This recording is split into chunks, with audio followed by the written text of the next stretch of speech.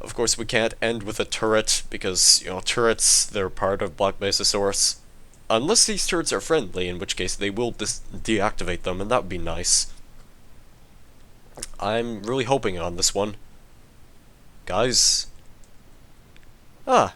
No. Maybe not. Maybe I should just, you know, wait this one out for the time being. Because it doesn't look like they're gonna be letting me in anytime soon.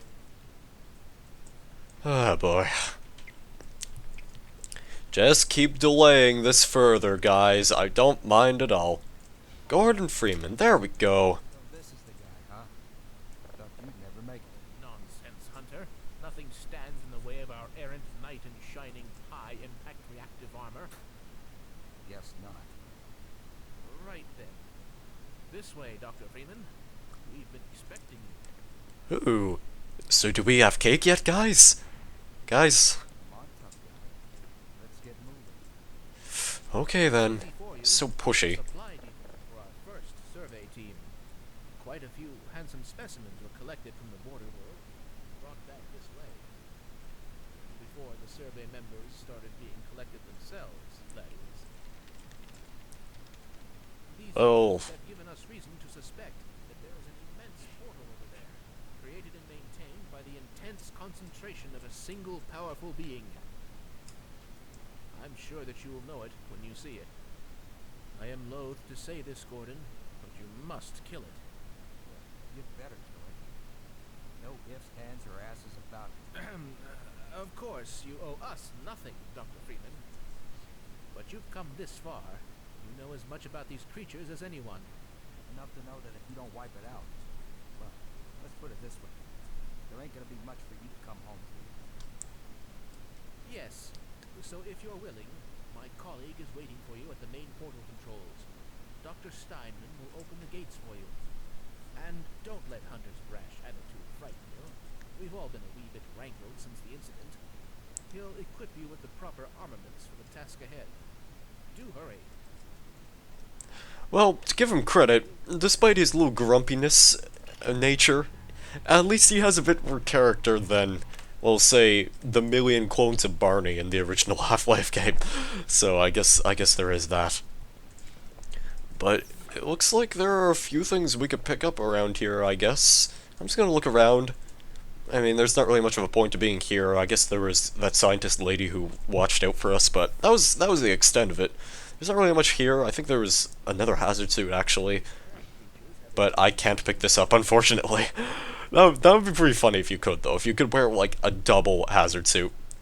So, you guys are gonna go through with this, huh? Yeah. You're braver than you look. I have presented my ID, and wow. This is the best stash of ammunition ever. Everything, including the kitchen sink, just happens to be here on the shelves. Like, how could you possibly run out of ammunition at this point? Oh wow, this is grand. I approve of this, and we still have the B cannon too, so don't have a thing to worry about. I should probably reload my crossbow, however, because this will be a treacherous journey into the unknown.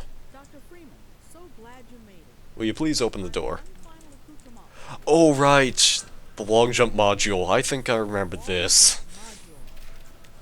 Module. I hope it works the same way as it did before. In the world beyond. Come on. Give me it. Certainly hope you receive There we go. Oh, wow, this feels a bit more close to the ground than anything. Like, I liked it a bit more when it was sort of like a moon jump in the original, but here it feels a bit more awkward, but that's probably because I'm not on Zen just yet. Even though Zen probably still isn't in this game. But what can you do? What can you do, right? Okay then, so I got just about everything I need. I have my handy-dandy Galuon gun. So, I'm pretty sure we're just about prepared to take on the world today. Let's get this over with. Let's complete Black Mesa Source and finish this playthrough off. It has been quite a journey, to say the least. I think we're just about ready to wrap things up. Hello, Freeman. I'm up here. I can see that. Practice your long jump if you must, but hurry up. He has an interesting set of goggles right there. Okay then, so can I... Alright, you can still sprint and crouch jump, or long jump, I should say. It's sort of like a crouch jump, but it's also a long jump at that. And yes, I would prefer if it was a bit more floaty, but we're not on Zen. I cannot stress this enough. Unfortunately, we're not on a very alien planet just yet.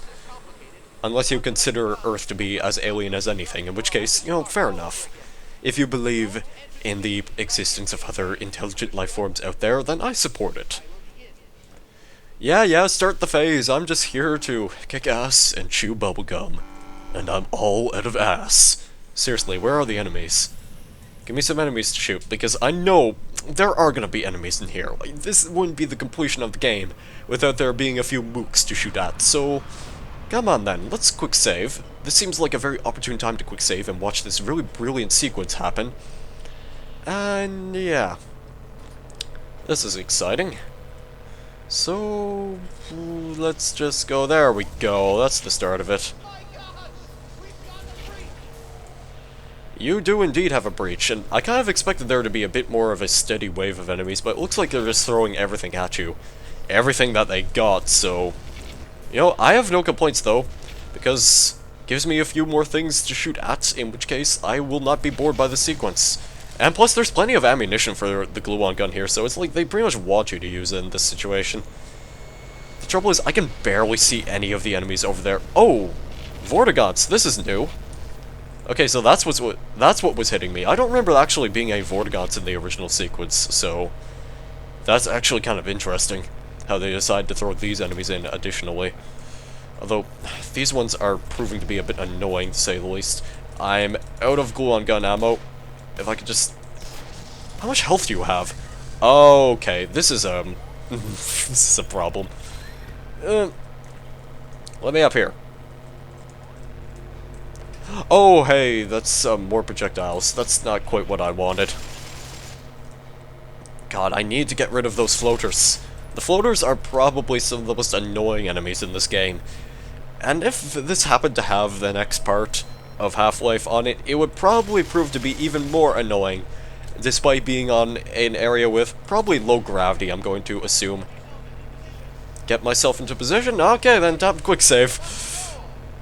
Okay, then, I'm going. Here we go. Into the beam! This looks really, really glitchy. I don't think I was supposed to be seeing a few things clipping right there, but that was pretty interesting.